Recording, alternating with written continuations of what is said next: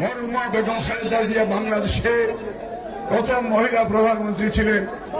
ওনার আত্মার মাগফিরাত কামনা করছি। এই দেশের জন্য যারা জীবন দিয়েছে তাদের আত্মার মাগফিরাত কামনা করে আজকে আমাদের প্রধান অতিথি আমাদের চেয়ারম্যান তারেক রহমান, আমাদের বোন সিলেটের ডক্টর সুবাদার রহমানকে আমরা সবাই স্বাগত জানাই। সিলেটে আগামী নির্বাচনে আমরা সিলেটের প্রত্যেকটা আসনকে ধানের শীষে ভোট দিয়ে আগামীতে বাংলাদেশের প্রধানমন্ত্রী জনাব তারেক রহমানকে আমরা দেখতে চাই।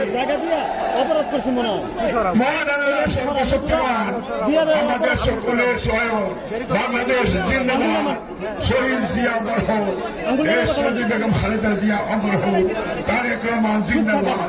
দক্ষিণ সুরমা বেঞ্চগঞ্জ বালাগঞ্জের পক্ষ থেকে সিলেটবাসীকেও ধন্যবাদ। সালাম আলাইকুম রহমতুল্লাহ।